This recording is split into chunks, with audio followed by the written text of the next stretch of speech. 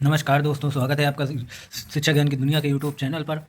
हम लक्ष्मीकांत के 6 chapter complete कर चुके हैं। अब 7वें चैप्टर के तीसरे पार्ट में आपका स्वागत है। चलिए शुरू करते हैं टाइम न वेस्ट करते हुए। तीसरे पार्ट का पहला टॉपिक होगा हमारा कुछ आधारों पर विभेद का प्रतिषेध। अनुच्छेद 15 में यह व्यवस्था दी गई है कि राज्य किसी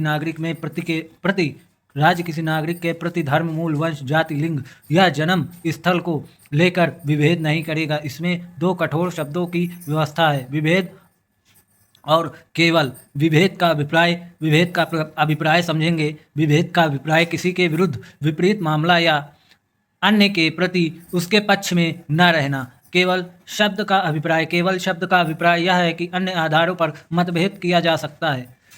अनुच्छेद 15 की दूसरी व्यवस्था में कहा गया है कि कोई नागरिक केवल धर्म, मूल, वंश, जाति, लिंग, जन्म स्थान एवं इनमें से किसी के आधार पर, पहला पॉइंट देखेंगे, दुकानों, सार्वजनिक होटलों, भोजनालयों और सार्वजनिक मनोरंजन के स्थान में प्रवेश, या दूसरा पॉइंट देखेंगे, पूर्णतः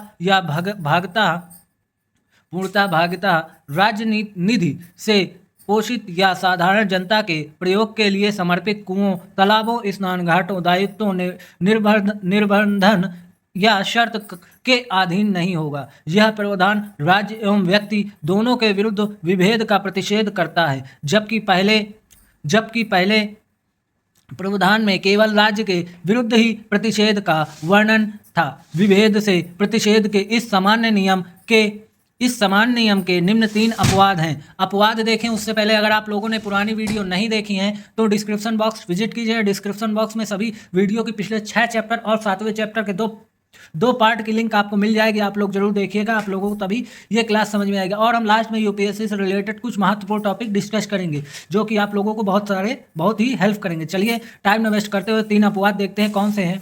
पहला अपवाद देखेंगे, राज्य को इस बात की अनुमति होती है कि वह बच्चों या महिलाओं के लिए विशेष व्यवस्था करे। उदाहरण के लिए स्थानीय निकायों में महिलाओं के लिए आरक्षण की व्यवस्था एवं बच्चों के लिए निःशुल्क शिक्षा की व्यवस्था शामिल है। दूसरा पॉइंट देखेंगे, राज्य को इसकी अनुमति होती है कि वह सामाजिक और शैक्षणिक रूप से पिछड़े वर्गों या अनुसूचित जाति एवं जनजाति के विकास के लिए कोई विशेष उपबंध करे। उदाहरण के लिए देखेंगे, विधानमंडल में सीटों का आरक्षण या सार्वजनिक शैक्षणिक संस्थाओं में शुल्क से छूट शामिल है।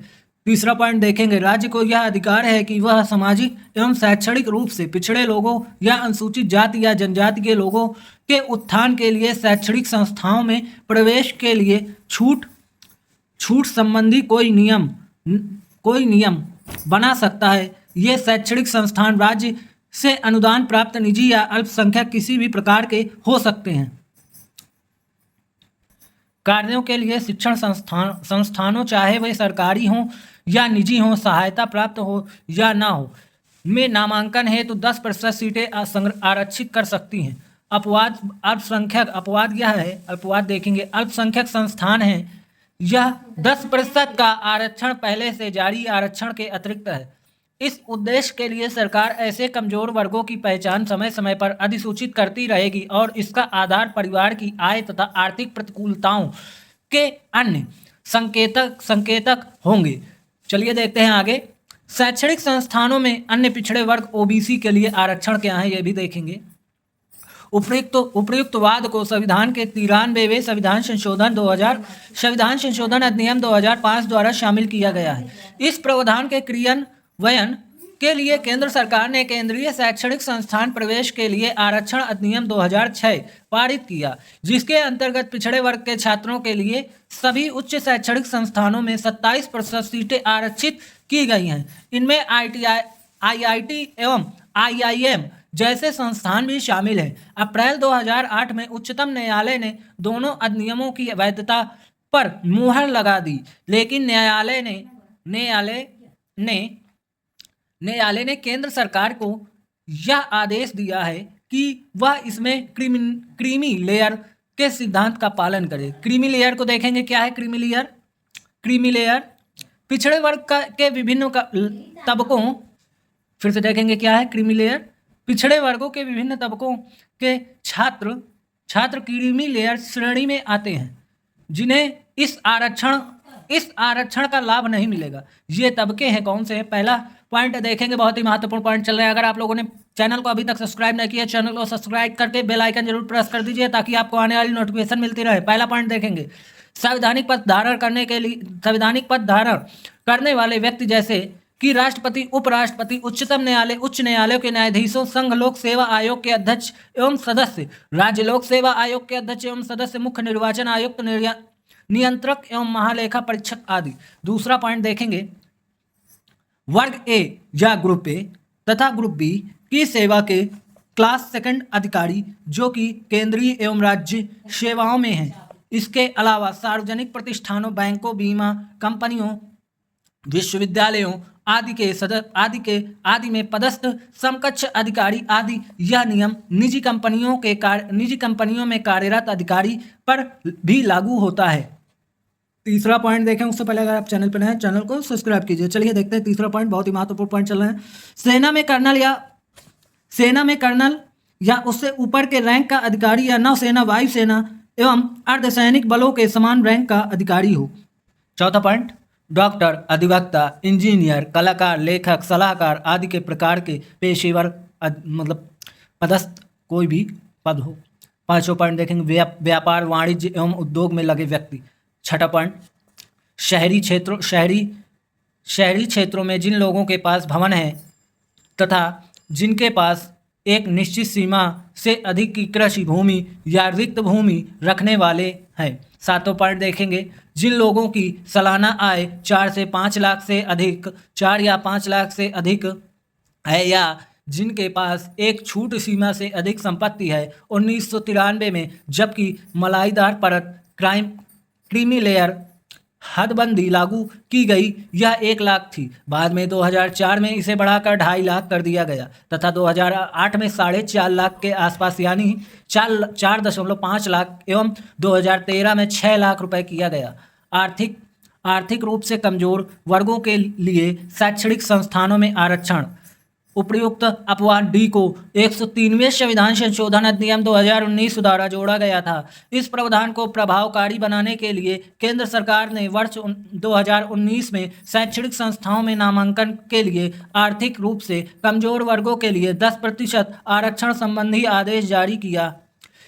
इस आरक्षण का लाभ आर्थिक रूप से कमजोर वर्गों के उन व्यक्तियों को मिलेगा जो अनुसूचित जाति, जनजाति या अन्य पिछड़े वर्गों के लिए पहले से जारी आरक्षण की व्यवस्था से अवगत नहीं है। इसके लिए निम्नलिखित आर्हत निर्धारित किए गए हैं। पहला पॉइंट देखेंगे, जिन व्यक्तियों की पारिवारिक वार्षिक आय 6 लाख रुपए से कम है, ये आर्थिक रूप से कमजोर वर्ग के रूप में चिन्हित किए जाएंगे और आरक्षण का लाभ उठाएंगे। आय के अंतर्गत सभी स्रोतों से आय सम्मिलित की जाएगी, वेतन, खेती, व्यवसाय, व्यापार आदि, और आवेदन करने के वर्ष के पूर्ववर्ती वित्तीय वर्ष की आय को आधार बनाया जाएगा।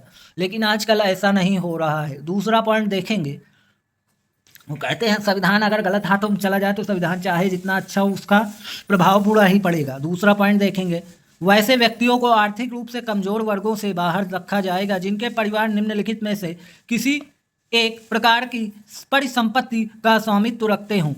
पहला पॉइंट, 5 एकड़ एवं उससे अधिक की कृषि भूमि, 1000 वर्ग फीट या उससे अधिक का आवासीय फ्लैट। तीसरा पॉइंट, अधिसूचित नगर पालिकाओं में अंतर्गत 100 गज या अधिक बड़ा आवासीय भूखंड प्लाट।